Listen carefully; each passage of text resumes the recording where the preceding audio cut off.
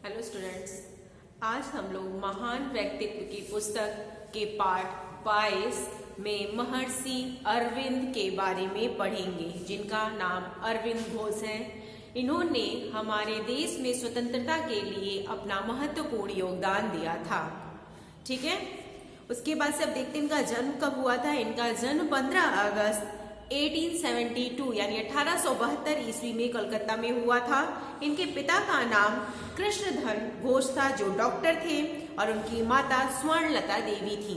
ठीक है, अरविंद को 7 वर्ष की आयु में शिक्षा के लिए इंग्लैंड भेज दिया गया था। यानी जब वो 7 वर्ष के थे, 7 ईयर के थे, बचपन में ही इनको इंग्लैंड भेज दिया गया था शिक्षा के लिए, यानी एजुकेशन के लिए, पढ़ने के लिए इनको इंग्लैंड भेज दिया गया था।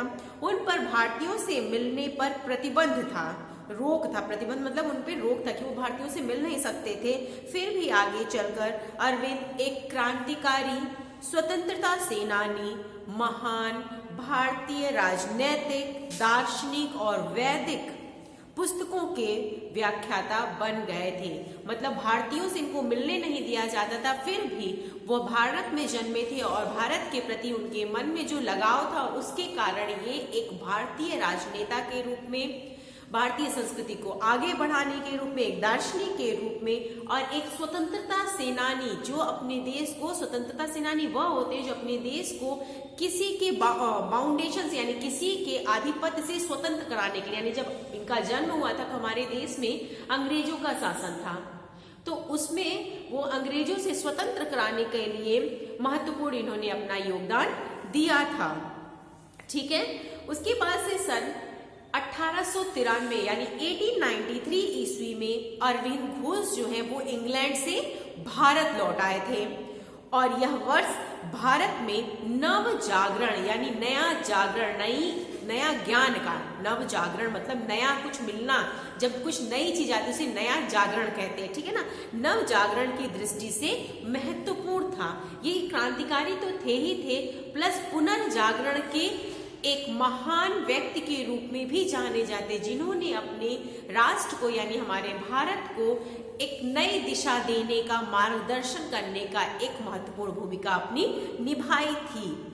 ठीक है, शिकागो सर्वधर्म सम्मेलन में इन्होंने विवेकानंद का उद्घोष, तिलक द्वारा गणपति उत्सव का आरंभ, एनी बेसेंट का भारत आना तथा गांधी जी का दक्षिण अफ्रीका में रंगभेद मतलब कलर के आधार पर एक दूसरे से भेदभाव करना, व्यवहार करना, वो होता है रंगभेद। अफ्रीका में क्या होता था, जो लोग गोरे रंग के होते थे उनके साथ अलग तरीके का व्यवहार किया जाता है, जो लोग काले रंग के होते, जो सांवले, काले तो कोई नहीं होता है, जो लोग सांवले होते हैं, मतलब जो डार्क कलर के जिनका होता था, उनसे अलग भेदभाव किया जाता, तो इसे कहते हैं रंगभेद। तब वहां पर गांधी जी ने दक्षिण अफ्रीका में क्या है, रंगभेद नीति का विरोध किया था। ठीक है ना, उसके बाद विरुद्ध संघर्ष किया। ये इस वर्ष की, यानी ये सारा समय कब था, ये यही समय था जब ये भारत लौटकर हमारे अरविंद घोष जी आए थे। ठीक है, तो इस वर्ष में इनकी ये प्रमुख घटनाएं घटी थी। 21 वर्ष की आयु में, यानी 21 ईयर की एज में अरविंद घोष ने देश को स्वतंत्र कराने और भारतीय संस्कृति की श्रेष्ठता साबित करने का संकल्प लिया, यानी भारतीय संस्कृति सबसे श्रेष्ठ है, इस चीज को साबित करने के लिए अपना महत्वपूर्ण योगदान दिया, और जो कुछ उनसे हो पाया उन्होंने अपने विचारों से, अपने ज्ञान से हमारे देशवासियों को जागृत किया कि अपनी संस्कृति जो है वही सबसे श्रेष्ठ है। ठीक है ना, ये बड़ौदा में आकर एक कॉलेज के प्रधानाचार्य बने, प्रधानाचार्य प्रिंसिपल को कहते हैं। ठीक है, प्रिंसिपल बने। उन्होंने बाद में वंदे मातरम नामक पत्र का संपादन किया, एक पत्र किया जिसमें वंदे मातरम का मतलब ही यही है कि देश के लिए करने का। ठीक है ना, यानी किसकी, जो हमारी मातृभूमि है उनकी जय हो, वंदे मातरम। ठीक है ना, उन्होंने युवकों यानी यंगेस्ट, जो यंग लोग थे, उनको ईमानदारी का, एकता का, धैर्य का और सहिष्णुता का निष्ठा विकसित करने को कहा।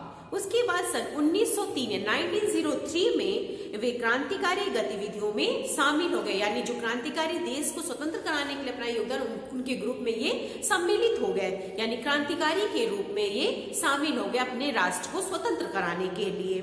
अंग्रेजों ने भयभीत होकर इन्हें 1908 में उनके भाई को अलीपुर जेल भेज दिया। मतलब उनसे डर गए कि कहीं ऐसा ना हो ये भारतीयों को ज्यादा जागृत कर दे और हमारा विरोध करने के लिए ज्यादा मात्रा में यानी अधिक मात्रा में भारतीय एकजुट हो जाएं। ठीक है, यहाँ उन्हें दिव्य अनुभूति हुई, एक अजीब सी उनको शक्ति का अनुभव हुआ जिसमें उन्होंने काश काहिनी नामक रचना व्यक्त किया। एक रचना जिन्होंने लिखी जब उन्हें अपने अंदर कुछ शक्ति ज्ञात हुई कि मुझे कुछ करना है, ठीक है, एक दिव्य शक्ति का जब अनुभव हो उसके आधार पर उन्होंने एक रचना लिखी है। उस रचना का नाम है काश काहिनी।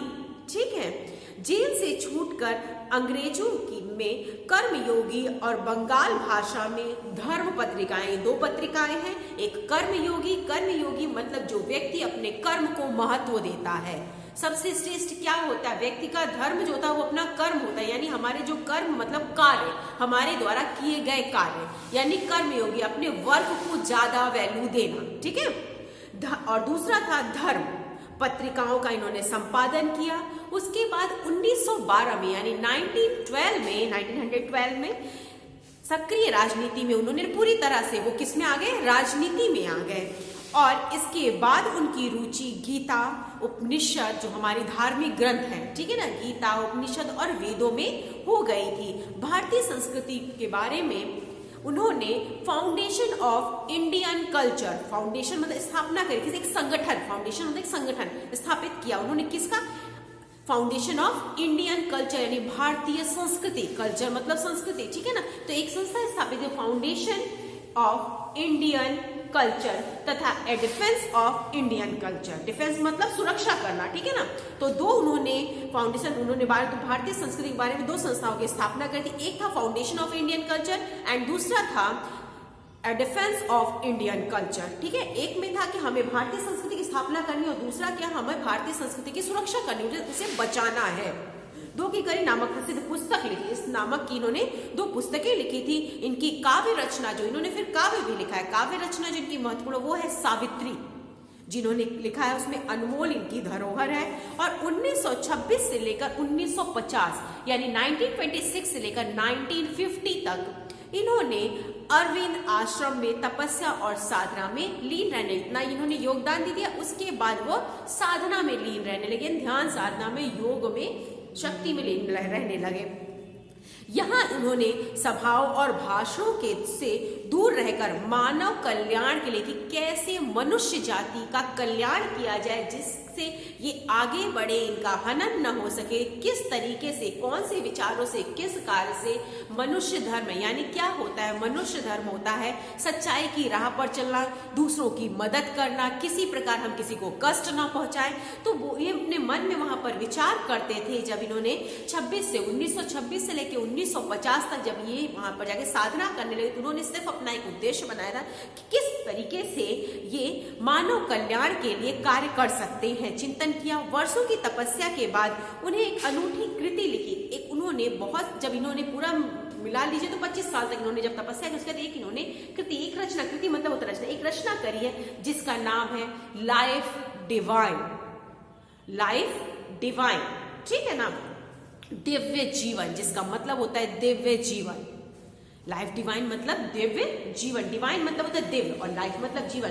दिव्य जीवन कैसा हो, ऐसा इन्होंने, फिर ये इन्होंने अपनी जब ध्यान साधना 25 साल तक है, उसके बाद ये रचना इन्होंने करी। कौन सी, लाइफ डिवाइन यानी दिव्य जीवन, ठीक है। उसके बाद से इसकी गणना विश्व की महान कृतियों में की जाने लगी और श्री अरविंद घोष ने अपने देश और संस्कृति के लिए उत्थान के लिए सतत सक्रिय रहे। सतत मतलब लगातार सक्रिय, जितना उनसे हो पाया उन्होंने अपना महत्वपूर्ण योगदान अपने देश के उद्धार के लिए, देश को स्वतंत्र कराने के लिए, देश की संस्कृति को बचाने के लिए, उसको संगठित करने के लिए किया था। उनका पौंडीचेरी में स्थित एक आश्रम है जो आज भी है। वहां पर उन्होंने आध्यात्मिक ज्ञान का तीर्थ स्थल माना जाता है, जहां विश्व को लोग आकर अपनी ज्ञान पिपासा शांत करते हैं। जिनके अंदर ज्ञान जानने की पिपासा मतलब प्यास, ज्ञान को जानने की प्यास होती है, वो वहां पर आते हैं तो उन्हें शांति मिलती कि वास्तविकता में ज्ञान क्या होता है। नेक्स्ट, ये हम लोग का पाठ हो चुका है। अब क्वेश्चन आंसर देख लीजिए। पहला क्वेश्चन है, जो प्रश्न उत्तर है वो देखेंगे। पहला प्रश्न है, डॉक्टर कृष्णधान घोष ने अरविंद के बारे में अध्यापकों को क्या निर्देश दिया था? उनके डॉक्टर कृष्णधान घोष ने अरविंद के बारे में अध्यापकों को यह निर्देश दिया था कि अरविंद को भारतीयों से मिलने नहीं दिए। यही उन्होंने कहा कि इनको भारतीयों से मिलने नहीं दिया, किसको? अरविंद को भारतीयों से मिलने नहीं दिया जाए। उसके बाद से दूसरा प्रश्न देखिए, वर्ष 1893 को क्यों महत्वपूर्ण कहा गया है? तो वर्ष 1893 यानी 1893 को भारत के लिए नव जागरण का विशेष वर्ष था। इसमें निम्नलिखित घटनाएं घटी थी। पहली घटना है, विवेकानंद द्वारा शिकागो में सम्मेलन का उद्घोष किया था उन्होंने। दूसरा था, तिलक ने गणपति पूजा का 1893 में ही, 1893 में ही किसने? तिलक ने, बाल गंगाधर तिलक ने गणपति उत्सव का आरंभ किया था। एनी बेसेंट भारत आई थी और गांधी जी ने दक्षिण अफ्रीका में रंग भेद नीति का विरोध किया था। ये 4 कार्यक्रम हुए थे हमारे 1893 में। ठीक है, नेक्स्ट देखिए क्वेश्चन, प्रश्न नंबर 3, अरविंद को भारत किस रूप में दिखाई देता था? अरविंद को यानी महर्षि अरविंद घोष को भारत किस रूप में दिखाई देता? उत्तर होगा, अरविंद को भारत माता के रूप में दिखाई देता था। अरविंद को भारत कैसे दिखाई देता था? अरविंद को भारत माता के रूप में यानी माँ के रूप में वो अब भारत को देखते थे। ठीक है, आंसर यही होगा कि अरविंद को भारत माता के रूप में दिखाई देता था। Next question, question number 4, Arvind द्वारा लिखी गई किस पुस्तक की गणना, अभी बताया था, किस पुस्तक की गणना विश्व की महान कृतियों में की जाती है? अरविंद द्वारा लिखी गई पुस्तक लाइफ डिवाइन ब्रैकेट में दिव्य जीवन की गणना विश्व के महान कृतियों में की जाती है। यानी लाइफ डिवाइन जो उनकी कृति है, उनकी रचना है, वो विश्व की महान कृतियों में करी जाती है। उसके बाद देखेंगे सही गलत।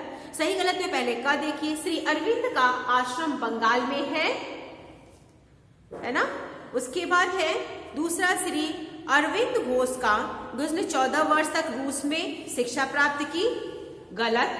ठीक, श्री अरविंद को धन धान की लालसा सम्मोहित नहीं कर पाई, सही, उन्हें धन धान की किसी चीज की लालच नहीं थी। और श्री अरविंद ने फाउंडेशन ऑफ इंडियन कल्चर नामक पुस्तक लिखी, सही।